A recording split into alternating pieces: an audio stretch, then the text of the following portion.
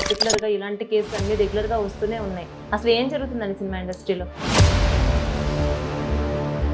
Rape case అనేటువంటిది 5-6 సంవత్సరాల తర్వాత సహజనం తర్వాత ఈరోజు గుర్తొచ్చిందని మాట్లాడుతూ ఉన్నాను.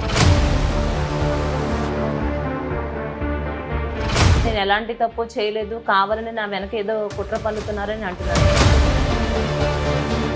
ఖచ్చితంగా కుట్ర జరిగి ఉండొచ్చు. అనూహ్యంగా ఒక 5 సంవత్సరాలకు ఎదిగినటువంటి విషయం మనందరికీ విదితే కాబట్టి అంతర్గత శత్రువులు ఏర్పడతారు కదా. తనకు ఉన్నటువంటి ఒక బలహీనమైనటువంటి అంశాన్ని వారు బలంగా ఆయుధంగా మార్చుకున్నారు. ఆమెతో పరిచయం ఉంది. ఆ పరిచయం సత్సంబంధమా, అక్రమ సంబంధమా, లేకపోతే ఈయనే నిజంగా ఆ పిల్ల చెప్తున్నట్టు ఫోర్స్ఫుల్గా చేశారా? అంటే నిజంగానే తనకి 14 సంవత్సరాలు జైలు శిక్ష పడుతుందంటారా? రేపు బయటకు వచ్చి అందరు ఆలోచనలు మార్చే విధంగా అతను వాదించొచ్చేమో, ఏమో గుర్రం ఎగరా వచ్చేమో. మన మానసిక దౌర్భాగ్యం ఉందనుకో, ఆ అమ్మాయి ఎంత తేడా అయితే జానీ మాస్టర్ మీద కేసు పెట్టింది అనుకో, ఆ అమ్మాయిని జడ్జి చేసినా తప్పే, జానీ మాస్టర్ని జడ్జి చేసినా తప్పే. పరిస్థితులు బాగాలేదు అంతే. చాలామంది చాలా విమర్శలు చేశారు నన్ను.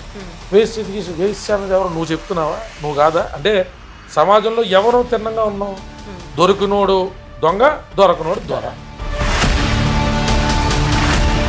అలాగే నాగబాబు గారు కూడా ట్వీట్ చేశారు, అంటే మెగా ఫ్యామిలీ ఇప్పుడు జానీ మాస్టర్కి సపోర్ట్గా నిలబడుతుందంటారు. మనిషికో బుద్ధి, పుర్రుకో బుద్ధి, జహ్వానికి రుచి టైపులో మనం ఏం చెప్తాం, జహ్వా చేపలేం కదా, నోటి దోలు ఉంటుంది కొంతమందికి. పూనం కౌర్ ట్వీట్ కూడా ఇప్పుడు మళ్ళీ ఇదొక వివాదంగా నడుస్తుంది. అలాగే త్రివిక్రమ్ చూస్తే ఆయన చాలా సైలెంట్గా ఉంటారు, ఇప్పుడు అతని మీద కూడా ఇలాంటి వివాదాలు వస్తున్నాయి. ఎవరికైనా వాళ్ళందరికీ ఆదర్శాలా? జానీ మాస్టర్ని దుయ్యబట్టే వాళ్ళందరికీ కూడా ఆడపిల్లకి న్యాయం జరగాలని చెప్పి ఉన్న ఆదర్శమా కాదు, ఆడకు మానసికమైన ఆనందం. ఇక దిలీప్ సుంక్రా గారు అంటే జనసేన పార్టీకి దూరం అయ్యారా, లేకుంటే జనసేన పార్టీ దూరం పెట్టిందా? అసలు అంటే మెగా అభిమానులు అందరూ కూడా మీకు దూరం అవడానికి గల కారణం ఏంటంటారు? 6 నెలల్లో ఏదో అయిపోద్దన్నో ఏమన్నా అయ్యిందని అడిగారు.